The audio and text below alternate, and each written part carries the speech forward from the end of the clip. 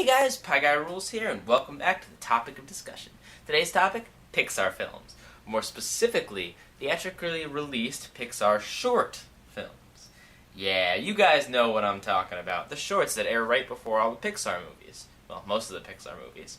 They're great. I mean, you may not even really remember them, but the second I start talking about them, they're going to rush back into your memory. Because some of these are really beautiful and really amazing, and some of them are just really funny, but almost all of them are really, really memorable. And like I said, you may forget about them sometimes, but when you're reminded, you just like, you get it. You're like, oh man, that was such a great, I remember seeing that was great. So yeah, there's a few exceptions though. I am not going to be talking about the spin-off shorts, which are the ones that are based off of characters from their movies. That is nixed. So Cars 2 was not going to be represented here because that was a Toy Story 3 or a Toy Story Toon thing before there. So that brings our list from 13, because the 13 Pixar films, down to 12. Maybe I'll do a separate list for them at another time. But then there's also the Pixar classics, which were made in like the 80s and like way before they started making films. And because I might do a list on them too, but also because Luxo Jr. and Tin Toy, which aired before Toy Story 2 and Finding Nemo respectively, we're gonna nix them too. So we're down to 10 here, and then Toy Story, the original, just didn't have a Pixar short, so we're down to 9. So I'm gonna be talking about the 9 Pixar shorts that were made, pretty much like originally made around the time of the movie, like made to be included in front of a movie. Not ones that they made olden times, and not ones that are spin-offs. Okay, so these are the Pixar theatrical, Pixar film shorts. Okay, so let's get started here. With number 9, we have Boundin'. From The Incredibles. Not from The Incredibles. It aired with The Incredibles, because none of them really tie into the movies. It just... I hate this one. This is the only one that I really strongly dislike and think is a bad short. I don't like it. It's... The first problem is that it has a narrator, which means there's dialogue all throughout the stupid thing. All of the other Pixar shorts on this list, None of them have any dialogue, like any. I mean, maybe there's like a grunt or a yeah or whatever, but like not extensive dialogue like this. That's one of the problems. Another problem, basically, it's about a sheep who's got this really nice looking wool, and I will admit it looks beautiful. And he gets sheared one day, and then all the animals laugh at him because he can't strut his stuff and strut his awesome, wool anymore, and everyone laughs at him because he's naked, and then the great American jackalope comes bounding down the slope and tells him, it's okay, it doesn't matter if you're naked, doesn't matter if you're this. You can be awesome just by being a dish. It's stupid. But, yeah, the jackalope comes and is like, yeah, you're cool no matter what. And then the sheep's like, yeah, you know what, I can do my strut no matter what. So, yeah, it's got a cheesy moral. It's just, It's not particularly funny. It goes on too long, to be honest, for what it is. And, I mean, narration. You don't need it, Pixar. Not a very good short, indeed. Some of you might like it. It's not abominable, but, I mean, when you compare it to the rest of the stuff on this list, okay. So, number 8, we have Jerry's Game, that aired with A Bug's Life. Jerry's Game is about an old man playing chess with himself. It cuts to the old man, with his glasses on, and then we see him walk over to the other side. He takes his glasses off, and he plays the other side of the chess game in the middle of the park. And he fakes a heart attack, one of them, and then the other one switches the board around. Look, it's cute and all, but, I think everyone is thinking, this old man has really lost it. Like, this poor old guy is playing chess in the park with himself, right? And he fakes a heart attack, and he fools this other version of himself. Like, it doesn't even make that much sense. And here's the thing. I would get if what they did was they didn't show us that it was, just the one guy, but they make it clear from the start that it's just one guy, one guy walking back and forth. If they didn't show us and they maybe tried to fool us into thinking it was two similarly looking guys or two twins or whatever, and then the big reveal was that it was just the one guy, that could have been a funny twist. Or if they had shown us, that it looks like it's just the one guy walking back and forth, but in the end they revealed it was two different guys, that would have also been a nice twist. But it wasn't that. It was revealed right away. It was like, okay, this is one guy walking back and forth, and it doesn't make much sense, and it's just kind of it's a little bit sad. but I mean, not horrible. It's still sweet. It's got a few good gags in it, and the acting is good. And for being like one of the earliest things that they did, where with humans, or with a human, it looks really good for the time it was released. Okay, number 7 we have Lifted from Ratatouille. I didn't like Lifted. This is just one of those personal choices.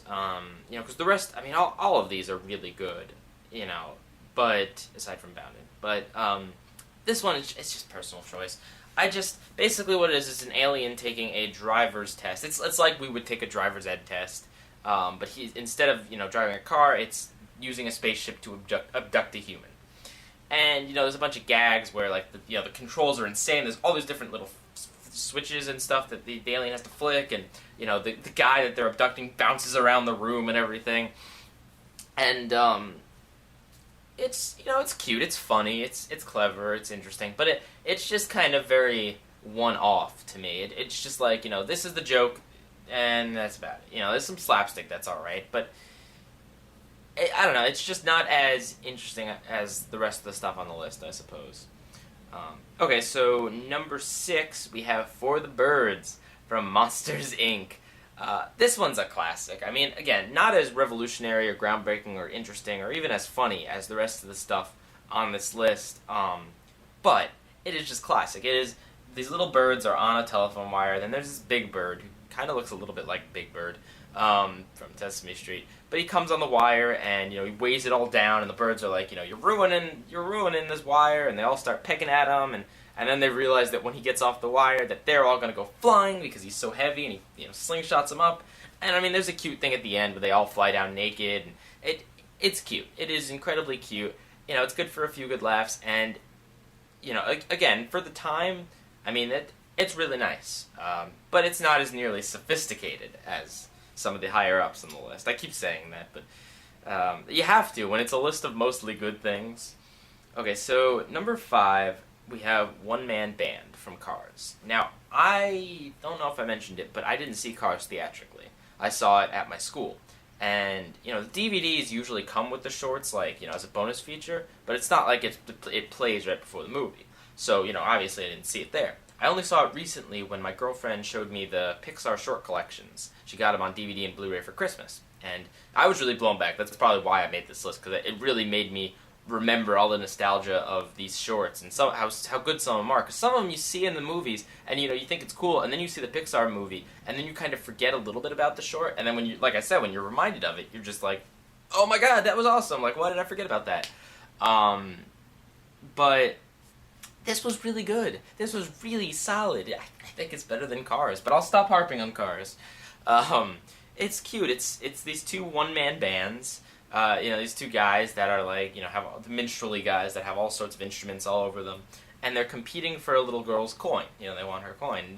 She's about to throw it into, a well, or was it a well? A fountain, I think, to make a wish, but instead they're trying to convince her to spend it on them, and then, hijinks ensue, and the little girl loses the coin, and then there's a funny twist where the little girl takes one of their instruments and starts playing it, and clever, low-key, more low-key than I keep saying, the higher-ups on the list, but it is definitely charming and sweet, and all done without dialogue, and just, it's great. So next we have number 4, and here's where we get into, I think, 4 through 1 here. All of these shorts are truly beautiful, like, from a storytelling aspect, from visually, just these last 4, and these are the newer ones. These are definitely, actually, these are, I don't know if they're the exact 4 newest movies. Oh no, aside from Cars 2, yeah, they are the 4 newest Pixar movies. So I think they're really hitting their stride with this. Okay, so let's just get into it. Number 4, I had to put these in a certain order. I know some of you are going to be like, well, number 2 was the most beautiful thing I've ever seen, or number 4 was the most. I got to do this, all right. Number 4, La Luna, Brave. La Luna is, oh my gosh, it is so visually stunning. It's about a little kid who goes with his dad and his granddad, at least you think it is. Again, there's no vocals, you just assume these things, you can get these things, by family resemblance and all that. And, they're out on a boat, and, the father and grandfather are kind of fighting a little bit on, does this on how they want to raise this kid a little bit. You know, like the father wants his hat down, grandfather wants it up, whatever. That might be reversed, but you know, you see all these cute interactions between the family members, and then you get the reveal where they pull up a ladder out of this boat, an impossible ladder out of this boat, and they put it up and they attach it to the moon, and they walk onto the moon, and they sweep all of the stars up that have collected on the moon, and it is really beautiful. It's not funny. I mean, you get a chuckle out of the mannerisms between the father and the grandfather and how the kid tries to emulate both of them. You know, but it is definitely more beautiful and more, I mean, just visually stunning. The only downside, I would say, that the reason I put it number 4, it's a little bit slow. Just pacing wise, it could just be a little bit faster. But you know, I appreciate it. I'm not one of those impatient people that's like, just get to the movie. But I could see where some kids would be. So yeah, truly beautiful. Number 3, we have partly cloudy from Up, appropriately from Up because this is in the clouds.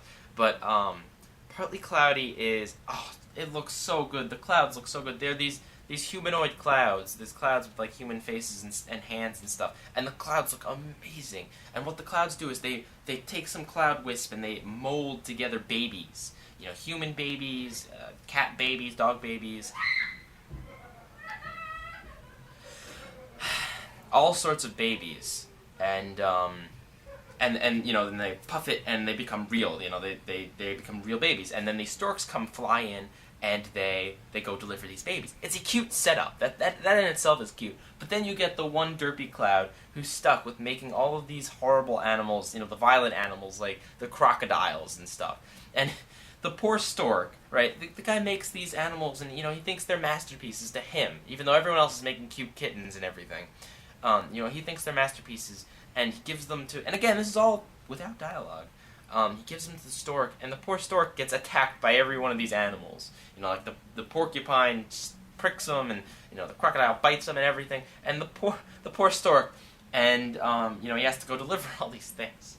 And he comes back so ragged one time, and the cloud's like, he's concerned, and the stork flies away. And the cloud's like, no, like, this is my stork. Aren't you going to deliver mine anymore? And he goes to a different cloud. And the cloud's all sad, and he cries, and then the stork comes back. And the other cloud made the stork, like a football helmet and stuff, to protect him. And he came back, and he still wants to deliver the kids for the cloud. And it's just, it is so... It's funny because it's got slapstick with the animals hurting the stork. It's cute. It's a cute play on the little, the telling of, the stork brought the babies.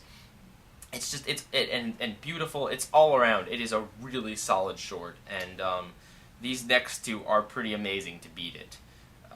So next we have Day and Night from Toy Story 3. And this is the one that I would have put number 1 if I didn't really think about this list. That was my instinct. When I first saw this short, I thought that was the best Pixar short I've ever seen. Although I happen to forget about one, right? But, okay. Day and Night is basically... It's hard to even explain because the concept is so out there. Basically, it's these two drawn, humanoid-looking cartoon characters. And you see their outlines, but what you see through their bodies, their entire body is made up of, aside from like their eyes and stuff, is made up of a background. And the background, it's like these two characters are windows to, the human world or whatever. And you see all these like rolling hills and all this sort of thing. And every time one of them represents day and one of them night. So they both, if they stand in the same place, one of them you see the daytime, one of them you see the nighttime. And, there's a bunch of cool gags played around with this concept. Like, when one stands there, he yawns and, it's a rooster, cock-a-doodle-doo, whatever. The other one stands there and you just see animals sleeping or whatever. And then they fight a little bit because they're different, and they're like, what are you? You're this different. They fight a little bit. They try to show off, see who's better. And then eventually they come and they're like, hey, we can just be friends. And then they just enjoy, seeing each other, seeing what spectacular things each other can do. Like, turn Vegas's lights on, and in the daytime there's, hot chicks at the at the ocean, and and it's really cute. And then it gets like they go and they're in front of a radio, and the radio's talking about like people afraid of differences. I'm sure it's some famous speech, but like, afraid of differences in other people. And it gets a little bit somber, and it's just kind of like, it's a good point. Differences are different, and it's like, just because we're different, it has a moral, but it's not that obvious. And, and then at the end, they switch. One of them ends up becoming, like, the sun goes down on one, the sun comes up on the other, and they switch day and night, and then they party up again. And it's really fun. It's a cool concept. It gets a lot of good gags in. It's funny. And that's why it is really high on my list. But it is not number one. Okay. You guys are probably going to think I'm silly for this. You're going to say, Day and Night is number one. Number one for me, Presto from WALL-E. Presto, it's like a Warner Brothers cartoon. It's like, okay, so there's this rabbit and this magician. And the rabbit is in the hat, and the magician, basically the hat is it's a teleportation thing. You reach in the hat, you come out the other hat or the other whatever, and he's going to pull the rabbit out of the hat, but the rabbit is hungry. He wants to eat a carrot. And the magician's like, no, not until after the show. And the rabbit's like, I'm really hungry. I can't perform off of, And so, basically what ends up happening is like, 6 minutes, 5 minutes, whatever, of the rabbit torturing this magician on stage. He's on stage this entire time, and you hear the audience's reaction to everything going on, and the audience is loving it too. Like, not the film audience, the audience in the show of the movie, of the short film, whatever. They're loving it, and he does all these slapstick things with ladders, and really clever things are done. Like, you would swear that these people were thinking with portals, you would swear these people, they got some writers from Portal or whatever, the people who designed those portal puzzles to come in there. Like, because there's a lot of really good gags, it looks absolutely beautiful, they do slapstick so well, and for this, I went with the selfish choice. Yes, the last three I mentioned were incredibly artsy and incredibly beautiful in their own way, but this one, it's beautiful in the very subtle way. It's not necessarily, reimagining a scenario or thinking of something that's never been thought of. You could have seen this type of cartoon in a Bugs Bunny cartoon, whatever. But it's just it's so cute and funny and clever, and personal favorite. If I went from a filmmaking standpoint, I would have gone with Day and Night or La Luna or Partly Cloudy or something like that. But from, someone who enjoys cartoons, that Presto is what wins me over. Alright, guys? So, as always, let me know in the comments what you guys thought of these shorts. And, yeah, let me know, where I'm wrong, where I'm right. Let me know if you want me to do one of the spin-off cartoons, or even the classic ones. Because I really like the spin-off ones, and the classic ones are really bizarre, so they'd both be interesting to talk about. But either way, I hope you enjoyed this video. Pie Guy Rules, out. Hey guys, don't forget to subscribe if you liked me, like this video if you, like this video, and comment if you have an opinion on anything that I just said. Oh, and I also have a Twitter. Follow me at Pie Guy Rules. I usually respond to any comments or questions that I get. Pie Guy Rules, out.